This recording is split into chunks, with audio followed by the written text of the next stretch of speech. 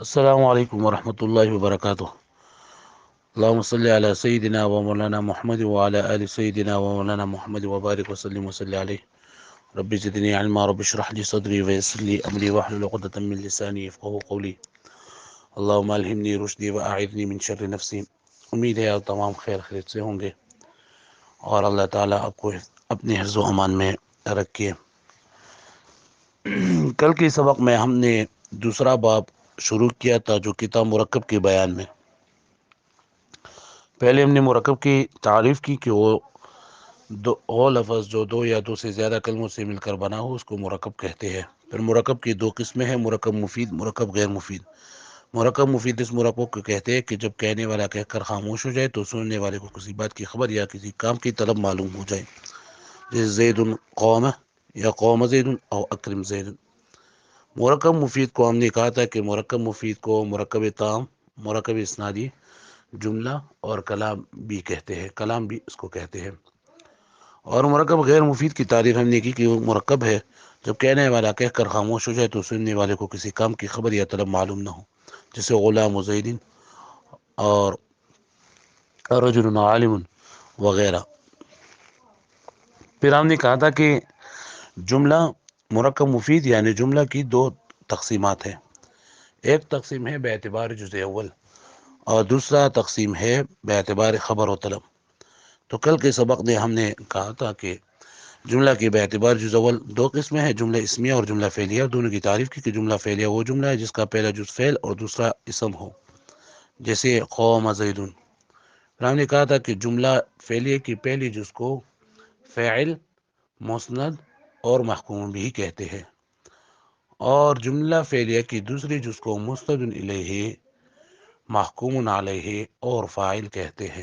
جو ہم ترکیب کرتے ہیں اس کی تو ہم کہتے ہیں یہ فعل ہے اور یہ فاعل ہے، فعل اور فاعل مل کر یہ جملہ فعلیہ خبریہ۔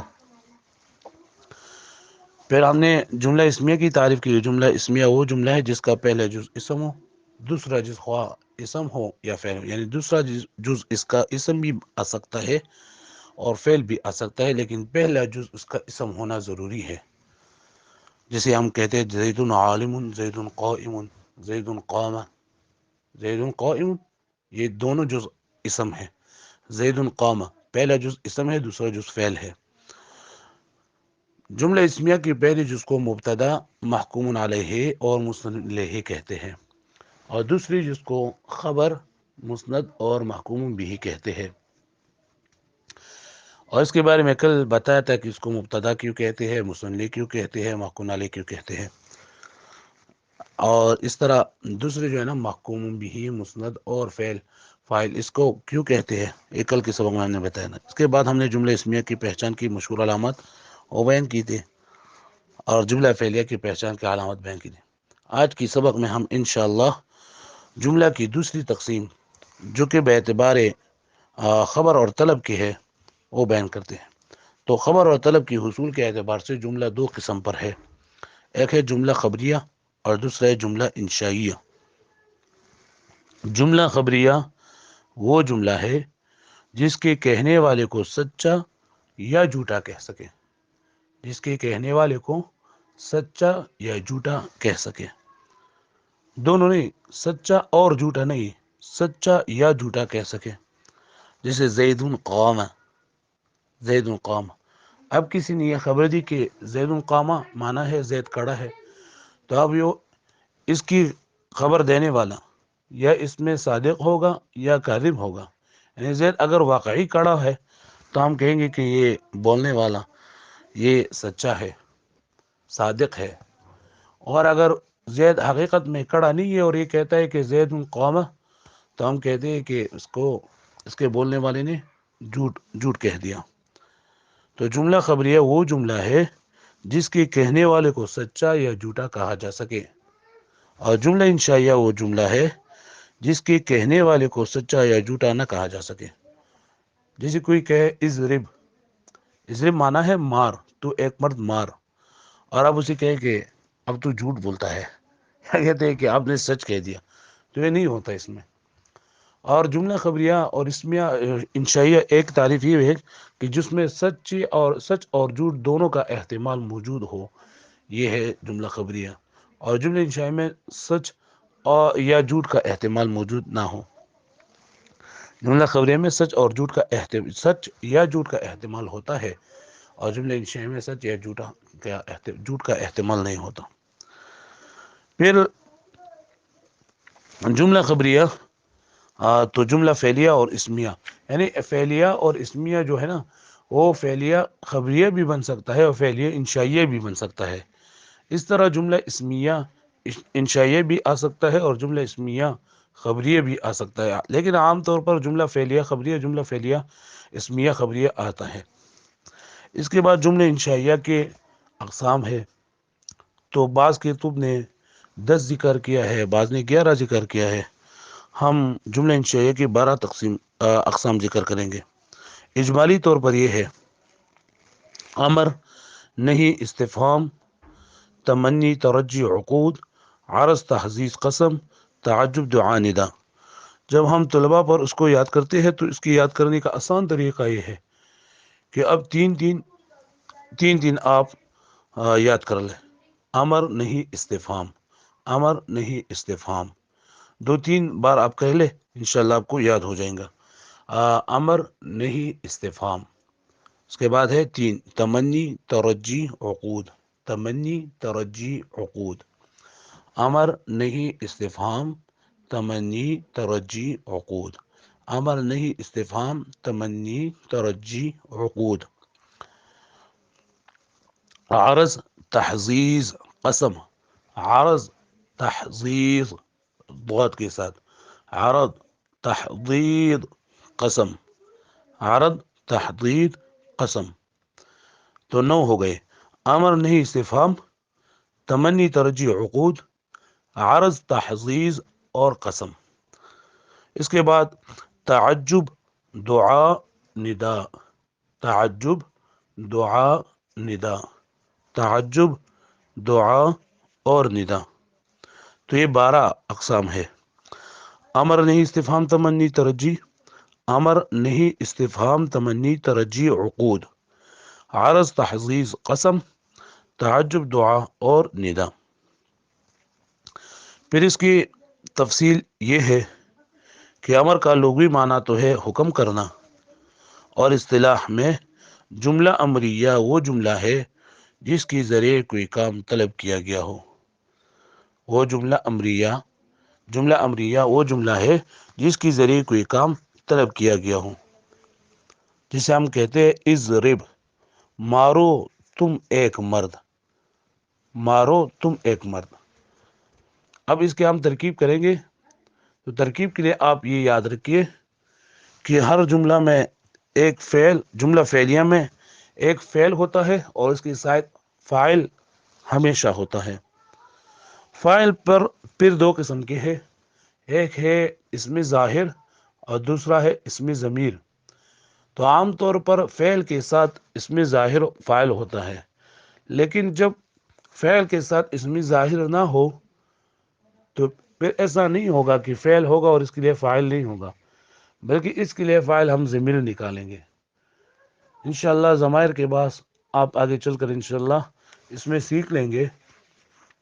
ابھی آپ اتنا سیکھ لیں گے کہ آپ میرے خیال میں آپ کو فعل ماضی، مضارع، امر، نہیں وغیرہ کے گردان یاد ہو گئے، اس کی صیغے آپ پہچان نہیں ہوں گے۔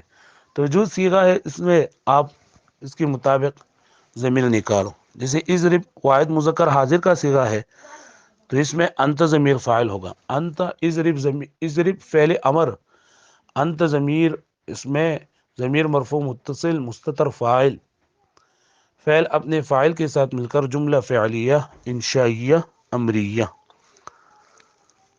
تو امر کا لغوی معنی ہے حکم کرنا، اصطلاح میں جملہ امریہ وہ جملہ ہے جس کے ذریعے کوئی کام طلب کیا گیا ہو۔ اور بعض کہتے ہیں کہ امر کا تعریف یہ ہے کہ اس کے ذریعے فاعل مخاطب سے کوئی کام کا طلب کیا گیا ہو۔ تو فاعل مخاطب کی لگانے سے یہ صرف امر حاضر کے ساتھ خاص ہوتا ہے، اس تعریف سے پھر امر غائب وغیرہ تعریف میں داخل نہیں ہو سکتے۔ اور ہم نے جو تعریف کیا وہ امر کی ساری اقسام کو شامل ہوتا ہے، کہ جملہ امریہ وہ جملہ ہے جس کے ذریعے کوئی کام طلب کیا گیا ہو، اگر فاعل سے کیا گیا ہو، مخاطب سے کیا گیا ہو، یا غائب سے کیا گیا ہو. ہم کہتے ہیں لیے چاہے کہ وہ ایک آدمی مار لے. دوسرا ہے نہیں. نہیں کا لغوی معنی ہے منع کرنا، اور اسلام میں جملہ نہیہ وہ جملہ ہے جس کے ذریعے اپنے مخاطب سے کسی کام نہ کرنے کا مطالبہ کرے. جو شخص آپ کے سامنے ہو، مخاطب ہو، اسے آپ کسی کام کی نہ کرنے کا مطالبہ کرے. جسے آپ کہتے ہیں لا تنصر، تو مدد مت کر، لا تضرب، مت مارو. اس کا بھی ہم ترکیب انشاءاللہ آگے چل کر ترکیب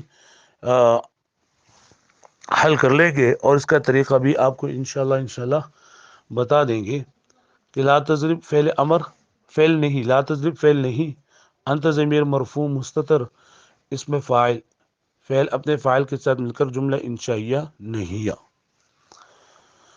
تیسرا ہے استفہام. استفہام کا لغوی معنی ہے پوچھنا، اور اصطلاح میں جملہ استفہامیہ وہ جملہ ہے جس کے ذریعے متکلم اپنے مخاطب سے کسی نامعلوم چیز کے متعلق دریافت کرے. جس کے ذریعے متکلم اپنے مخاطب سے کسی نامعلوم چیز کے متعلق دریافت کرے. جیسے کسی کو پتہ نہیں ہوتا اور وہ آپ سے کہہ لے حل ضرب زید، کیا زید نے مارا، تو آپ اس کے جواب میں کہہ دیں گے ہاں یا نہیں. تو یہ جملہ استفہامیہ ہے، یعنی جس کی ذریعے متکلم اپنے مخاطب سے کسی نامعلوم چیز کے متعلق دریافت کرے. چوتھا ہے تمنی. تمنی کا لغوی معنی ہے آرزو کرنا، اور اصطلاح میں جملہ تمنیہ وہ جملہ ہے جس کے ذریعے متکلم اپنی کسی بات کی خواہش ظاہر کرے. جس کے ذریعے متکلم اپنی کسی بات کی خواہش ظاہر کرے. جیسے ہم کہیں لیت زیدن حاضر، کاش کہ زید حاضر ہوتا، کاش کہ زید حاضر ہوتا. پانچواں ہے ترجی. ترجی کا لغوی معنی ہے امید ظاہر کرنا، اور اصطلاح میں جملہ ترجیہ وہ جملہ ہے جس کے ذریعے متکلم اپنی کسی امید کا اظہار کرے. جس کے ذریعے متکلم اپنی کسی امید کا اظہار کرے. جیسے لعل الاستاذ حاضر، امید ہے کہ استاد حاضر ہو. پھر کتابوں میں لکھا ہوتا ہے کہ تمنی اور ترجی میں کیا فرق ہے. تو تمنی اور ترجی میں فرق یہ ہے کہ ترجی ممکن اور غیر ممکن دونوں پر داخل ہو سکتے ہیں. جیسے آپ کہیں لیت الشباب یعود، کاش کی جوانی واپس آ جائے، تو یہ ناممکن کام ہے، لیکن آپ اس کے لیے لیتے استعمال کر سکتے ہیں، تمنا کر سکتے ہیں اس کی. لیکن ترجی کے لیے یہ ضروری ہے کہ وہ ممکن کام ہو. لعل الشباب یعود آپ نہیں کہہ سکتے. میرے خیال میں آپ ان پانچ پر سمجھے ہوگے. امر، نہیں، استفہام، تمنی، ترجی. امر وہ جملہ جس کے ذریعے کوئی کام طلب کیا گیا ہو. نہیں وہ جملہ جس کے ذریعے اپنے مخاطب سے کسی کام نہ کرنے کا مطالبہ کریں. استفہام وہ جملہ جس کے ذریعے متکلم اپنے مخاطب سے کسی نامعلوم چیز کے متعلق دریافت کرے. تمنی وہ جملہ جس کے ذریعے متکلم اپنی کسی بات کی خواہش ظاہر کرے. اور ترجی جس کے ذریعے متکلم اپنی کسی امید کا اظہار کرے. 6 نمبر عقود ہے. عقود عقد کا جمع ہے، اور اس کا لغوی معنی ہے گرہ باندھنا، اور اصطلاح میں جملہ عقودیہ وہ جملہ ہے جس کے ذریعے متکلم مخاطب سے کوئی معاملہ طے کرے. جس کے ذریعے متکلم مخاطب سے کوئی معاملہ طے کرے. جیسے ایک شخص دکان کو گیا اور اس نے کپڑا لے لیا، اور دکاندار اسی کہتے ہیں کہ اشتریتو، بعتو، میں نے یہ بیچ دیا، اور وہ گاہک کہتا ہے اشتریتو، میں نے یہ خرید لیا. تو بعتو اور اشتریتو یہ معاملہ طے کرنے کے وقت جو لفظ بولا جائے اس کو عقود کہتے ہیں. ویسے تو بعتو جملہ فعلیہ ہے اور اشتریتو جملہ فعلیہ ہے.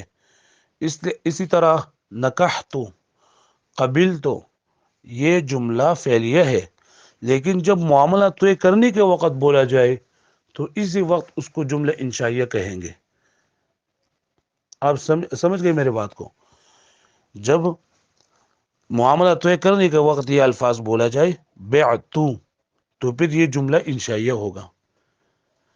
اب آپ اس کی خبر دے رہے ہیں، کسی کو کہہ رہے ہیں، کسی نے آپ سے پوچھا کہ آپ کی گاڑی کہاں گئی، تو آپ کہہ دیں اس کو کہ بعتو، میں نے بیچ دیا ہے۔ تو اب جو آپ اس کی خبر دے رہے ہیں، اس وقت یہ جملہ انشائیہ نہیں ہوگا۔ جملہ انشائیہ اسی وقت ہوگا جب آپ معاملہ طے کرنے کے وقت یہ بول دیں۔ اگر اس کے بعد اس کی خبر آپ اس کی خبر دے رہے ہو اور وہ بول دے، تو پھر یہ جملہ انشائیہ نہیں ہوگا۔ ساتواں ہے عرض اور آٹھواں ہے تحزیز۔ عرض کا معنی ہے پیش کرنا، اور اصطلاح میں جملہ عرضیہ وہ جملہ ہے جس کے ذریعے متکلم مخاطب کو نرمی کے ساتھ کسی بات پر ابھارے۔ متکلم مخاطب کو نرمی کے ساتھ کسی بات پر ابھارے، جیسے کہے الا تنزل بنا فتصیب خیرا، تو ہمارے پاس کیوں نہیں آتا تاکہ بلائی کو پہنچ جائے۔ یا جیسے ہم کہتے ہیں تو اپنا سبق کیوں یاد نہیں کرتا کہ تو کامیاب ہو جائے۔ آٹھواں تحزیز۔ تحزیز کا لغوی معنی ہے برانگیختہ کرنا، ابھارنا، کسی کام پر ابھارنا۔ اور اصطلاح میں جملہ تحزیزیہ وہ جملہ ہے جس کے ذریعے متکلم مخاطب کو سختی کے ساتھ کسی بات پر ابھارے، جس کے ذریعے متکلم مخاطب کو سختی کے ساتھ کسی بات پر ابھار دے۔ جیسے آپ کہے الا تکرم والدیک، الا تکرم ابویک، کیا تم اپنے والدین کا اکرام کیوں نہیں کرتے۔ تو عرض اور تحزیز اصطلاحاً ایک ہے، لیکن دونوں میں فرق یہ ہے کہ عرض میں کسی کام پر ابھارنا نرمی کے ساتھ ہوتا ہے، اور تحزیز میں کسی کام پر ابھارنا سختی کے ساتھ ہوتا ہے۔ اس کے بعد ہے قسم۔ قسم کا لغوی معنی ہے پکا کرنا اور قسم اٹھانا، اور اصطلاح میں جملہ قسمیہ وہ جملہ ہے جس کی ذریعے متکلم کسی بات پر قسم کھا کر اس کو پکا کرے۔ متکلم کسی بات پر قسم کھا کر اس کو پکا کرے، جسے ہم کہے واللہ لأضربن زیدن، خدا کی قسم میں زید کو ضرور بھی ضرور مار دوں گا۔ تو یہ بات آپ نے قسم کھا کر اس کو مضبوط کر دیا، اس کو پکا کر دیا۔ اس کے بعد 10واں نمبر ہے تعجب۔ تعجب کا معنی ہے حیرانگی، اور اصطلاح میں جملہ تعجبیہ وہ جملہ ہے جس کے ذریعے متکلم کسی بات پر حیرانگی کا اظہار کرے، جیسے آپ کہے ما احسن زیدن، کیا ہی حسین ہے زید، زید کتنا زیادہ حسین ہے۔ تو اس میں آپ نے اس پر تعجب کا اظہار کیا، تو یہ جملہ تعجبیہ ہے۔ دعا۔ 11 نمبر ہے دعا۔ دعا کا لغوی معنی ہے مانگنا، اور اصطلاح میں جملہ دعائیہ وہ جملہ ہے جس کے ذریعے متکلم اللہ تعالیٰ سے دعا کرے، جسے آپ کہہ دیں رب اغفر لی، تو یہ جملہ دعائیہ ہے، اے اللہ مجھے بخش دے۔ 12 نمبر ہے ندا۔ ندا کا لغوی معنی ہے پکارنا، اور اسلام میں جملہ ندائیہ وہ جملہ ہے جس کے ذریعے متکلم کسی کو اپنی طرف متوجہ کرے، جیسے یا زید و اے زید۔ تو یہ جملہ انشائیہ کی 12 اقسام ہم نے بیان کی: امر، نئی، استفہام، تمنی، ترجیح، عقود، عرض، تحزیز، قسم، تعجب، دعا، ندا۔ آپ اتنا کر لیں کہ اس کو یاد کر لیں، آگے چل کر انشاءاللہ ہم اس پر اجرا آہستہ آہستہ سیکھ لیں گے۔ انشاءاللہ آپ گھبرائیں نہیں، آپ تھوڑا تھوڑا یاد کر لیں اس کو، انشاءاللہ آگے اس پر اجرا ہو جائے گا۔ جب اس پر اجرا ہم کریں گے تو انشاءاللہ یہ آپ کو مضبوط ہو جائیں گے، آپ کو پکا ہو جائیں گے۔ تو جملہ خبریہ کی بات ہو گئی، جملہ انشائیہ کی بات ہو گئی، جملہ فعلیہ اور جملہ اسمیہ کی بات ہو گئی۔ اب رہتا ہے ایک اور جملہ ہے جس کو کہتے ہیں جملہ شرطیہ۔ تو جملہ شرطیہ وہ جملہ ہے جو شرط اور جزا سے مل کر بنے، شرط اور جزا سے مل کر بنے، اس کو جملہ شرطیہ کہتے ہیں۔ اس میں پہلا جز شرط ہوتا ہے اور دوسرا جز جزا ہوتا ہے۔ جیسے ہم کہیں من یشکر یترقی، جو شکر ادا کرے گا وہ ترقی کرے گا۔ تو من یشکر، من یہ شرطیہ ہے، جازمہ، شرطیہ جازمہ۔ یشکر فعل اپنے فاعل کے ساتھ مل کر یہ جملہ شرط، اور یترقی یہ جملہ اپنے فعل فاعل کے ساتھ مل کر جزا۔ اس جملہ شرطیہ کے لیے، شرط کے لیے جملہ فعلیہ ہونا ضروری ہے، جبکہ جزا جملہ فعلیہ اور اسمیہ دونوں آ سکتے ہیں۔ دوسرا بات اس میں یہ ہے کہ شرط اور جزا میں سے اگر صرف جزا مضارع ہو تو اس کو مرفوع پڑھنا بھی جائز ہے اور مجزوم پڑھنا بھی جائز ہے۔ اگر دونوں فعل مضارع ہو تو دونوں کو جزم دے گا۔ اس کے ساتھ ایک اور جملہ ہے جملہ معطوفہ۔ جملہ معطوفہ اس جملہ کو کہتے ہیں کہ جب معطوف علیہ بھی ایک جملہ ہو اور معطوف بھی ایک جملہ ہو۔ انشاءاللہ معطوف علیہ آگے چل کر آپ انشاءاللہ اس کو سیکھ لیں گے، تو ان سے جو جملہ بن جائے اس کو کہتے ہیں جملہ معطوفہ۔ اب کل ہم نے جو سبق آپ کے سامنے پیش کی تھی اجرا کی، تو اس میں ہم ایسا کرتے ہیں کہ اس میں ہم اجرا کرتے ہیں، جیسے ہم کہ اللہ اکبر، تو کل کے سبق میں آپ نے بتا دیا آپ کو کہ اس کی تو ایک ترکیب ہے، لفظ اللہ مبتدا اور اکبر خبر، مبتدا اپنے خبر کے ساتھ مل کر جملہ اسمیہ خبریہ۔ اب اگر اس پر ہم جدا جدا اجرا کر لیں تو لفظ سے ہم اس پر اجرا ایسے کر لیں گے کہ محمد رسول اللہ، محمد لے لے، محمد لے لے، محمد ایک لفظ ہے اس لیے کہ منہ سے نکلا ہوا ہے۔ پھر لفظ کی دو قسمیں ہیں، لفظ موضوع، لفظ محمل، تو اس میں یہ لفظ موضوع ہے، مستعمل ہے۔ لفظ موضوع کی دو قسمیں ہیں، مفرد مرکب، اس میں یہ مفرد ہے اس لیے کہ تنہا لفظ ہے اور ایک معنی پر دلالت کرتا ہے۔ مفرد کو کلمہ بھی کہتے ہیں۔ کلمہ کی تین قسمیں ہیں، اسم، فعل، حرف۔ اس میں اسم ہے، علامات اسم میں سے یہ تنوین ہے اس پر، اور یہ مستند الیہ ہے۔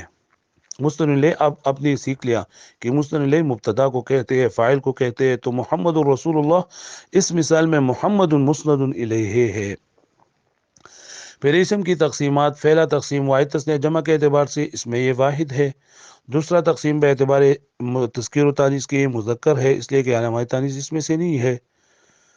تیسرا تقسیم معرفہ نکرہ میں سے یہ معرفہ ہے اس لیے کہ عالم ہے، اور مصدر جامد مشتق میں یہ جامد ہے اس لیے کہ اس سے کوئی نہیں بنا ہے۔ اور اس میں متمکن غیر متمکن میں انشاءاللہ آپ سیکھ لیں گے اس کو کہ اس میں متمکن ہے۔ اس طرح رسول اللہ پر ہم انشاءاللہ کل اجرا کر لیں گے جب ہم اس کے مرکب غیر مفید کی مثالیں ذکر کریں۔ اب اس میں کتب تو جو ہے نا، کتب تو بالقلم، نیچے لکھا ہوا ہے کتب تو بالقلم، تو ہم کتب تو پر اجرا کرتے ہیں۔ کتب تو لفظ ہے اس لیے کہ منہ سے نکلا ہوا ہے۔ پھر لفظ کی دو قسمیں، لفظ موضوع محمل میں سے یہ لفظ موضوع ہے، مستعمل ہے۔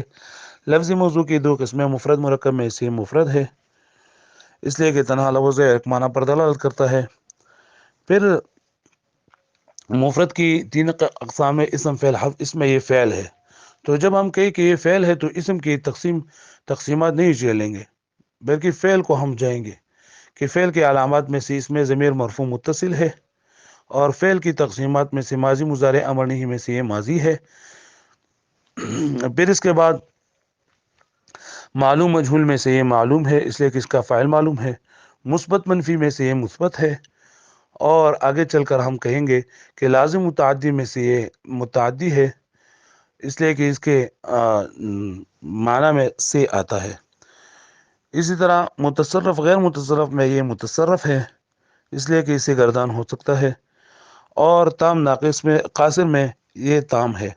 تام اور قاصر تام اس کو کہتے ہیں جو خبر منصوب کا تقاضا نہ کرے، اور ناقص وہ ہے جو خبر منصوب کا تقاضا کرے۔ پھر ناقص دو قسم پر ہے، افعال ناقصہ اور افعال مقربہ، پچھلے سبق میں بتا دیا تھا۔ آگے جا کر اعبدو ربکم، اس پر ہم اجرا کرتے ہیں۔ اعبدو فعل، اعبدو لفظ ہے، اور لفظ کے بعد یہ مفرد ہے، اور مفرد کے بعد یہ فعل ہے۔ فعل کی تقسیمات، اب فعل ماضی مضارع امر نہیں میں سے یہ امر ہے، اور امر کیوں ہے تو اس لیے کہ اس کے ذریعے اب ہم نے امر کی تعریف کیا کہ یہ امر اس لیے ہے کہ اس کے ذریعے کسی کام کا طلب کیا گیا ہے۔ پھر مثبت منفی میں سے یہ مثبت ہے، معلوم مجہول میں سے یہ معلوم ہے، اور متصرف غیر متصرف میں سے یہ متصرف ہے، اور لازم متعدی میں سے یہ متعدی ہے، تام قاسم میں سے یہ تام ہے۔ اب ہم اس کی ترکیب کریں گے، اعبدو ربکم، تو آپ یہ بات یاد رکھیے کہ ہر جملہ میں ایک فعل ہوتا ہے، اس کے بعد فاعل ہوتا ہے، اس کے بعد عام طور پر مفعول بھی ہوتا ہے۔ مفعول بھی وہ ہوتا ہے جس پر فاعل کا فعل واقع ہو جائے، اس کا ترکیب ہے اعبدو ربکم، اعبدو فعل امر، واو ضمیر مرفوع متصل بارز فاعل، ربکم مرکب اضافی مل کر یہ فاعل بن رہا، اب مفعول بھی بن رہا ہے اعبدو کے لیے۔ انشاءاللہ میں اجرا کے لیے کوئی الفاظ آپ کو بتا دیتا ہوں، اب اس پر اجرا کریں، اس کو یاد کر لیں انشاءاللہ 8:30 بجے انشاءاللہ اس پر خوب اجرا کر لیں گے، اب اس کو یاد کر لیں۔ اللہ تعالی ہم سب کا حامی و ناصر ہوں۔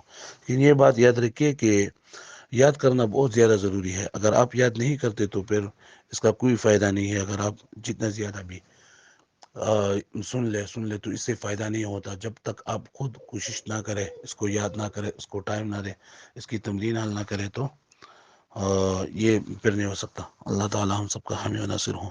اللہ تعالی ہم سب کو علم نافع، عمل صالح اور اخلاص دائم نصیب فرمائے۔ اللہ تعالی ہم سب کی مشکلات کو آسانی میں تبدیل کر دے۔ السلام علیکم ورحمۃ اللہ وبرکاتہ۔ جزاکم اللہ خیرا کثیرا فی الدنیا والآخرہ۔